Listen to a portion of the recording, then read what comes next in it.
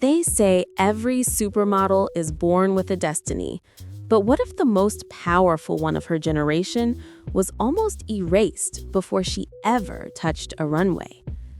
Before the magazine covers, before the billion-dollar empire, there was a young Gisele Bündchen, standing in a foreign city, barely speaking the language, facing 40 straight rejections that told her she did not belong. Too tall, too athletic, too different for the fragile, hollow beauty the fashion world worshipped in the 90s. And yet, behind those rejections was something darker. A silent battle between agencies fighting over her contract. A whisper in casting rooms that she wasn't marketable enough. A growing belief among industry insiders that this Brazilian girl with the wrong features would never make it. Some even say one agency tried to sideline her completely, quietly pushing her out of the market before she could rise. So here is the question that rewrites fashion history. How does a girl they tried to dismiss become the supermodel who would redefine beauty for an entire generation? This is the untold story of Gisele Bündchen's brutal beginnings, the rejections that toughened her, the scandal that almost buried her, and the comeback that turned her not just into a star, but into the most unstoppable force fashion had seen in decades. She didn't break the industry's rules. She made the industry rewrite them. Long before the world called her an icon, Gisele Bündchen was just a tall, awkward girl growing up in a small town in southern Brazil. She was one of 6 sisters, the quiet middle child in a household shaped by German discipline, Catholic tradition, and a fierce work ethic. In a family where perfection was expected and modesty was a virtue, no one imagined that the girl nicknamed Giraffe in school would one day redefine global beauty. Her childhood was filled with volleyball courts, homemade lunches, and long bus rides to school, but also an unspoken feeling that she didn't fit the mold. Too lanky, too energetic, too different from the delicate beauty ideals around her. Yet this difference is what fate held on to. When she was 13, her mother enrolled Gisele and her sisters in a modeling course, not because she dreamed of fame, but because she hoped her daughters would walk with better posture. But the universe had its own agenda. On a school trip to Sao Paulo, Gisele was sitting in a McDonald's eating fries when a scout from Elite stopped her. No glamour, no makeup, just a girl who didn't even know what a casting was. What happened next was a whirlwind. An overnight trip to Sao Paulo, the Elite model look competition, early test shoots that showed a raw, unpolished beauty that didn't look like anyone else. But the first cracks appeared early. Brazil's modeling world in the 90s was saturated with expectations of sensuality and commercial beauty. Gisele wasn't either. She was athletic, angular, and intense. Agencies loved the potential, but didn't know what to do with it. Even within her family, there were doubts. Should she quit school? Should she move abroad? Should a 15-year-old girl really be thrown into an industry known for chewing people up? Still, she went. She packed her bags and flew to Japan at 14, alone, terrified, holding on to the hope that the world had room for someone like her. What she didn't know then was that the years ahead would be some of the toughest any supermodel would ever endure. The pressure, the loneliness, the industry politics, and a scandal that nearly ended everything before it began. But in this origin story, one truth stands out. Gisele wasn't shaped by success. She was forged by the fear of not belonging. When Gisele arrived in New York at 16, the real battle began. The fashion world of the late 90s was built around one aesthetic: pale, fragile, almost ghost-like. Every casting she entered felt like a reminder that she didn't belong to that universe. Her skin was too sun-kissed, her body too strong, her presence too alive. In a decade obsessed with heroin chic, Gisele looked like she came from another planet, and casting directors let her know it. She walked from studio to studio with a portfolio full of potential, but door after door closed on her. 40 castings, 40 rejections. The comments were brutal. She's too muscular. Her nose is too big. She doesn't fit our aesthetic. But behind these rejections lay a deeper problem she couldn't see yet. Her agency at the time was quietly struggling with internal power shifts. 2 senior bookers were in conflict over the direction of her career. One saw her as a future star.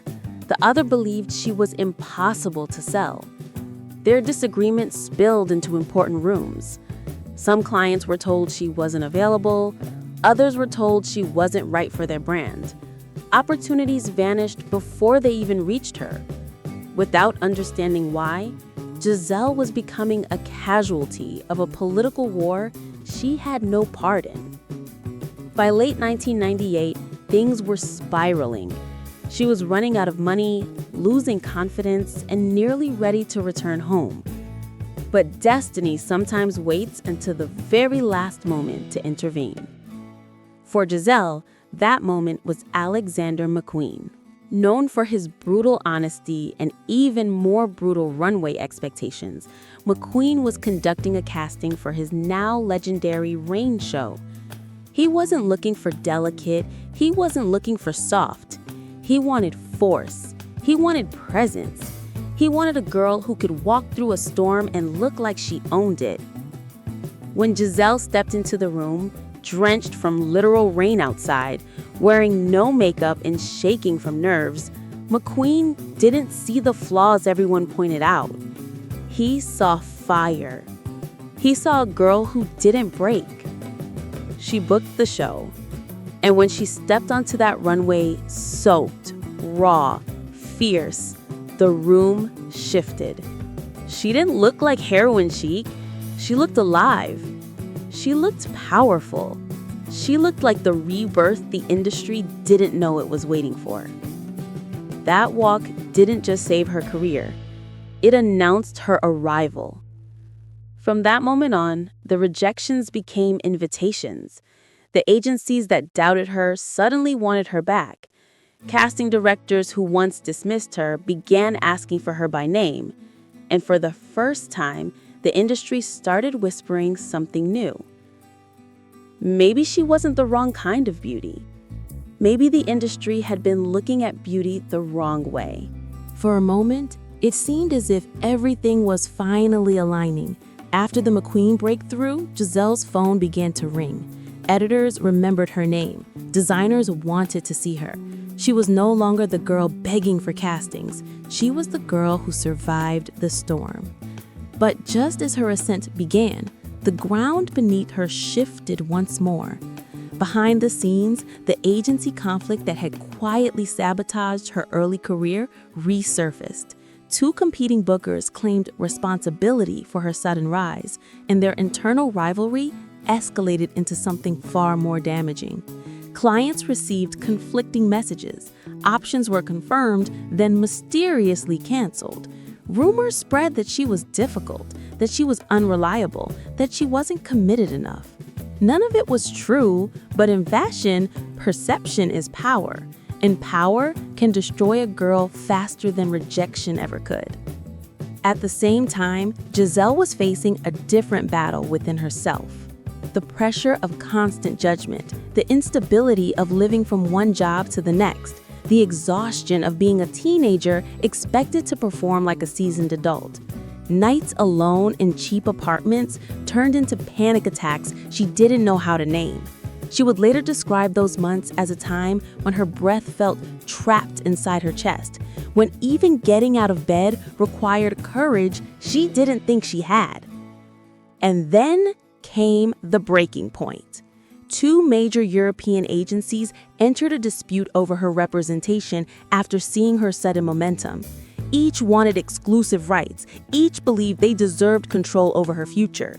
The dispute grew so intense that some clients were told not to book her until the situation stabilized. For a brief, terrifying moment, Gisele, the girl who had just proven herself, was quietly frozen out. Not because she failed, but because others around her were fighting for a piece of her success. The industry likes to pretend it rewards resilience, but the truth is harsher. It often punishes vulnerability. And in this moment, Gisele was a young girl caught in the middle of a war she never asked for. She had survived 40 rejections. She had survived the city that tried to break her. But this was different. This was political, strategic, invisible.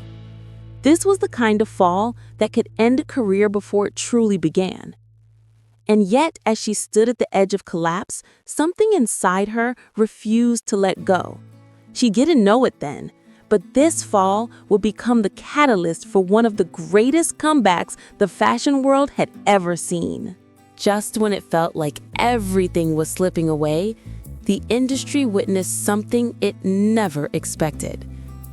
Gisele didn't collapse under the pressure. She rose above it. After the agency disputes settled, the calls returned, not as whispers, but as declarations. Editors wanted her energy. Designers wanted her power. And suddenly, the girl once rejected for being too different became the very face of a new era. Her walk transformed into a signature, strong, confident, unapologetically alive. Vogue covers followed. Campaigns arrived one after another. And the world, once obsessed with fragility, turned its eyes toward her fire. This wasn't just a comeback. It was a reclamation. The moment Gisele broke free from every judgment, every rumor, every limitation placed on her, and stepped into the woman she was meant to become. She didn't wait for the industry to accept her. She made the industry catch up. In the end, Gisele's legacy was never just about beauty. It was about defiance. The girl they said would never make it became the woman who reshaped the industry itself. For 15 years, she stood at the top, not because she fit the rules, but because she proved the rules were too small. Her story became a blueprint for every model who felt too different, every girl told she wasn't enough. Gisele showed that strength could be elegant, confidence could be magnetic, and an outsider could redefine the center. She began as a name no one believed in. She became the standard the world still measures against. And long after the lights fade, her rise from rejection to reinvention remains one of fashion's greatest reminders. Sometimes the world tries to dim you, only to realize you were born to shine brighter.